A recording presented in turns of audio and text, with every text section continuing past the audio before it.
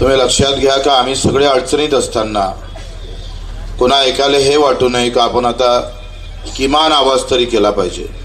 झोडपा मारणं दूर, पण आवाज करण्याची पण भूमिका कोणी घेत नसेल आणि एवढे नालायक जर आमचे नेते असेल तर मग पुढतं आम्ही पाहतोय काय अर्थ समजावा याचा. मंचकावर सगळेच लोक आहे, एवढे सगळ्यांचं नाव घेतलं तर वेळ जाईल. खरं तर 10 लाख लोकसंख्या आहे आमच्या जळगावची. 10 लाख लोक आहे जळगावात. एवढी मेहनत घेऊन सुद्धा आपली आजही कमी उपस्थिती आहे भाऊ. पुढच्या वेळेला प्रत्येकानं अधिक 10 वळून आणले पाहिजे. नाही आले तर चाबूक मारून आणले पाहिजे. पण आणणं फार महत्वाचं आहे, कारण तुमचं अस्तित्व संपण्याची अवस्था निर्माण झालेली आहे. मी महाराष्ट्रभर फिरतोय. मी 15 दिवस अगोदर गोंदिया गेलो, भंडारा गेलो, यवतमाळला गेलोय, बुलढाणा गेलो. एका जिल्ह्यात एकही शेतकरी मी नेहमी विचारतोय का कोणी नफ्यात आहे का रे, कोणाला मागच्या वर्षी नफा झाला का, त्याच्या अगोदर नफा झालाय का. उत्तर नाही येतं. नफा नाही म्हणून कर्ज आहे, आणि कर्ज का वाढलं तर यांनी लुटलं म्हणून ते वाढलं. आम्ही माफी गिफी मागण्या एवढे नालायक नाही आहे. तुम्ही सालेवर लुटलं नसतं तर तुमच्या बापाचंही कर्ज आम्ही भरलं असतं, लक्षात ठेवा. मागच्या वर्षी सोयाबीन 3400 रुपये भावात विकावं लागली आणि 5000 आम्ही पाहतोय भाव आमचे हमी भाव होते.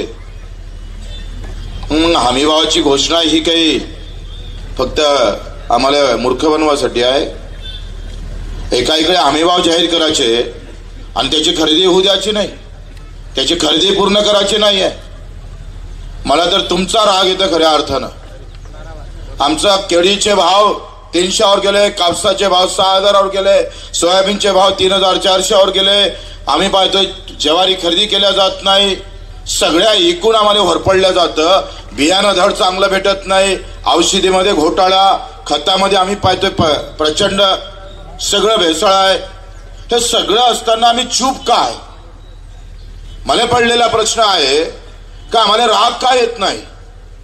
अरे 100 रुपये इकडे तिकडे झाले तर रिक्षावाल्याशी आपण भांडतो.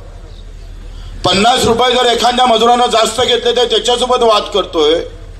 साधा आम्ही इथून काही खरेदी करतोय तर त्याच्यावरही भाव करतोय, आणि आम्हाला दर क्विंटल मागं 3-3 हजारांना लुटल्या जातो, लसके तोडल्या जातं आमचे.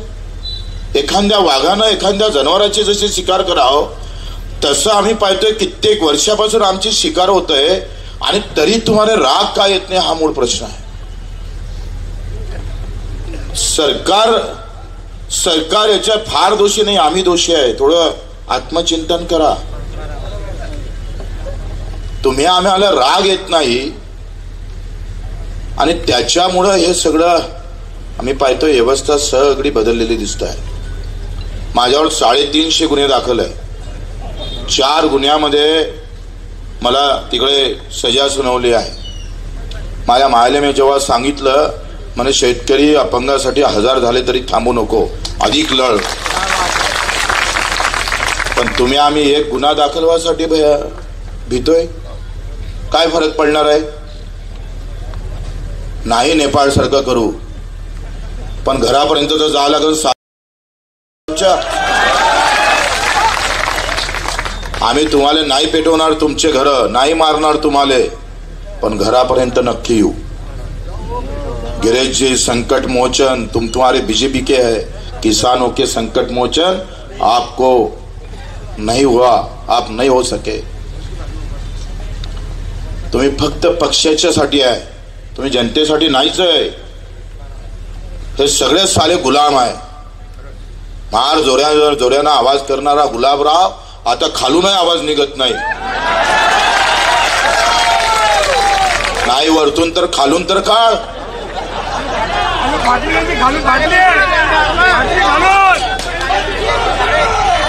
सगळे साले खुश आहे. रोज आमचा बाप, आम्ही आमच्यालाच थोडं एकदा रात्रभर विचार करा. थोडंसं घरी गेल्यावर आपल्याच थोबाडीत मारून घ्या. कामे असे का निर्लज्ज झालो आहो.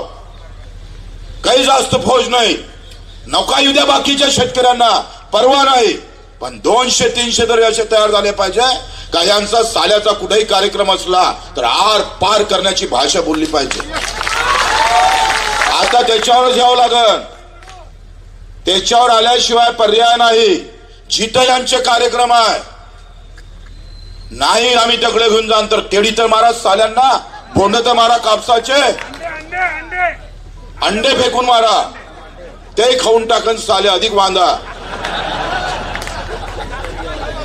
ते म्हणून बरेच झालं अंडे एवढे खादाडू आहे. उरले सुरले बायकोसाठी घेऊन जाणार अधिक. एवढे अंडे मारले तिच्यातले एवढे वाचवले, बायको टाळ्या वाजवणार. बरं झालं गुलाबराव शिल्लक आणले म्हणून.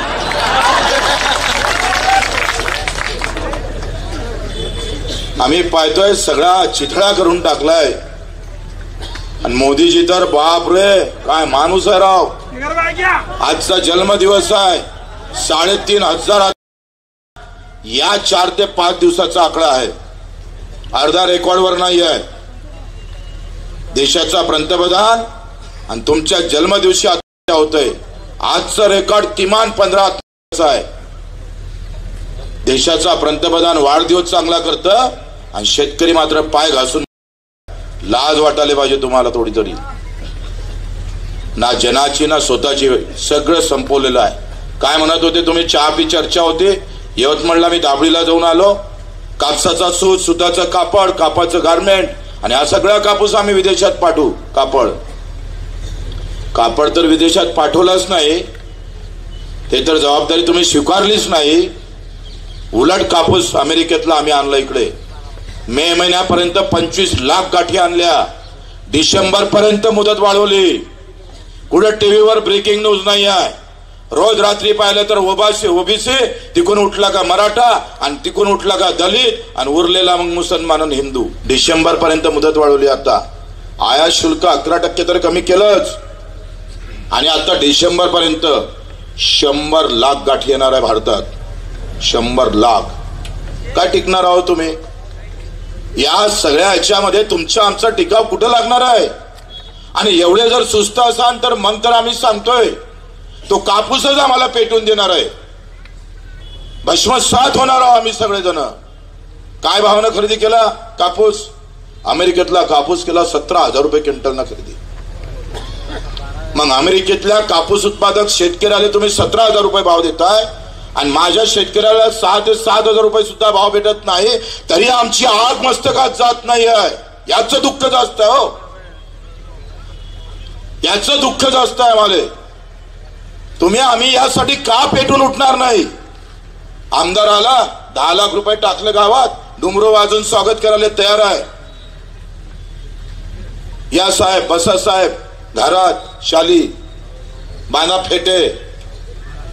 पण लुटला एका गावला 1,000 एकर जरी पकडलं कापसाचा तर कापसाचे भाव आम्ही पाहतोय. शिफारस केली राज्य सरकारनं 11,000 रुपयाची 15% नफ्यानं. 15% नफ्यानं. मी नाही म्हणत, या राज्यातलं राज्य कृषी मूल्य आयोग असं म्हणतं. आणि त्यानं जे भाव शिफारस केली ते 11,000 रुपये पर क्विंटलच्या भावाची शिफारस केली केंद्र सरकारला. आणि केंद्रानं म्हणजे मोदीच्या सरकारनं जाहीर केलंय 8,110 रुपये. 3,000ची गॅप आहे. आता 15% जर तुम्हाला नफा लागत असाल तर आमच्या कापसाले भाव 11,000 पाहिजे आणि 8,000 देत असाल तर 20% घाट्यानं कापूस विकावं लागतं आम्हाला. सरकारच्या हमी भावामध्ये मरतोय. कुठला हमी भाव? याला हमी भाव म्हणायचं? स्वामीनाथन आयोगानं ज्या शिफारसी केल्या ते 50% आम्ही पाहतोय. आम्ही पाहतोय का 2/100 पूर्ण हमी भावाच्या 50% नफ्यावर आम्ही पाहतोय हे भाव काढले पाहिजे. आणि तुम्ही मोदीजी बोलले होते 50% मुनाफा लेकर हम भाव निकालेंगे.